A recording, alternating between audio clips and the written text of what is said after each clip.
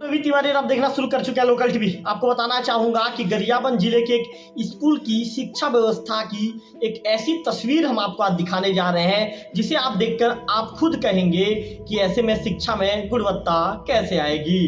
जी हम आपको बता दूं कि यदि ऐसा ही शिक्षा व्यवस्था रहेगा तो ऐसे में कैसे पढ़ेंगे बच्चे और कैसे बढ़ेगा उनका नौनिहाल। मैं आपको बता दूं कि जो एक खबर है मैनपुर के एक वरिष्ठ पत्रकार हैं शेख हसन खान जी ने अपने अखबार में प्रकाशन किया है। इसके बाद उनके सहयोग से इस खबर को मैं मेरे लोकल टीवी के दर्शकों तक पहुंचा रहा हूं।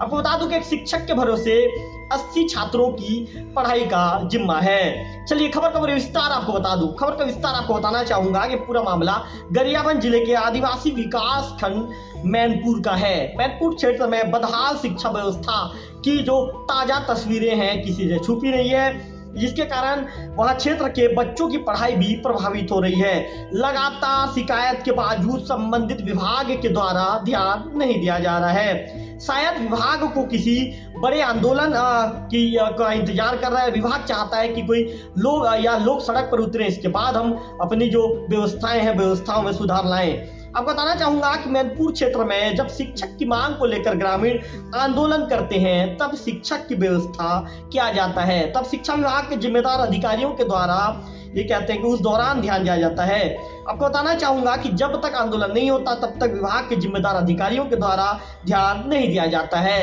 ये बात निश्चित तौर पर वाकई में ये बात समझ से परे है। आपको बता दूं कि पूरा मामला तहसील मुख्यालय मैनपुर से महज 8 किलोमीटर दूर देवभोग मार्ग में नेशनल हाईवे से लगे आश्रम सहारा झरिया बहारा में कक्षा पहली से 5वीं तक कुल 80 छात्र छात्राएं जो अध्ययनरत है वहां की ये मामला है। आपको बता दूं इन्हें पढ़ाने के लिए मात्र एक शिक्षक ही है, जिसके कारण इस विद्यालय में पढ़ाई प्रभावित होती है। यदि एक शिक्षक रहेगा तो निश्चित तौर पर पढ़ाई प्रभावित होगी ही, जिसके कारण इस विद्यालय में पढ़ाई भी नहीं हो पाती, प्रभावित हो जाती है।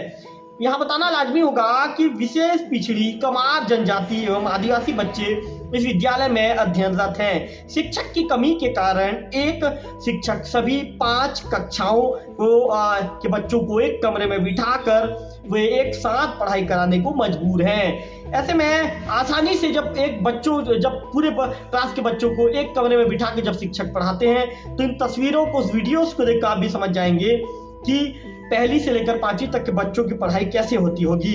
आपको बताना चाहूंगा कि जबकि कक्षा पहली में 14, जबकि दूसरी में 18, तीसरी में 23, चौथी 20 और 5वीं में 5 बच्चे अध्ययनरत हैं, जिन्हें एक शिक्षक मनोज शर्मा के द्वारा पढ़ाई करवाया जा रहा है। एक शिक्षक को भी ऊपर से अनेक शासकीय कार्य करना पड़ता है। अब वे बच्चे को पढ़ाएं या शासकीय कार्य को समय पर पूरा करें, ये उन्हें सोच में पड़ जाते हैं। आपको बताना चाहूंगा कि शिक्षक ने बताया है कि इस समस्या से स्थानीय विभाग के अधिकारियों को भी वो अवगत करा चुके हैं। आपको बताना चाहूंगा कि एक शिक्षक प्रधान पाठक के रूप में पदोन्नति और एक की कर दी गई दूसरे स्कूल में व्यवस्था।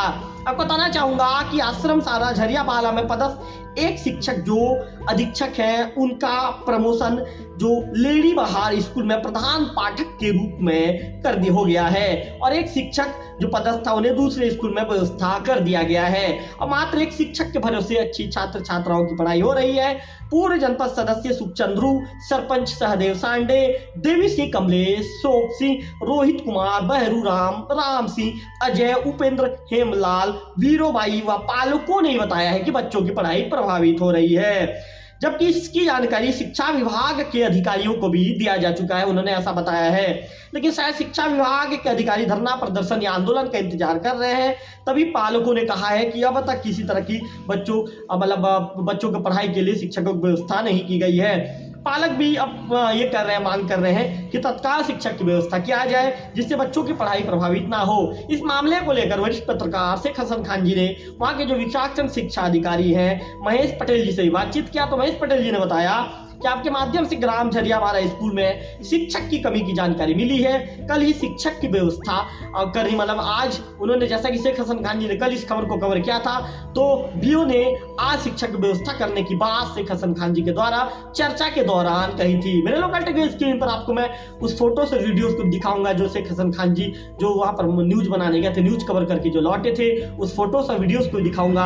आपको समझ में आएगा कि कैसे एक शिक्षक के भरोसे 80 बच्चों की पढ़ाई की जिम्मेदारी जिम्मेदारी उनके कंधे पर है और पढ़ाई कितनी ज़्यादा वहाँ पर प्रभावित हो रही है।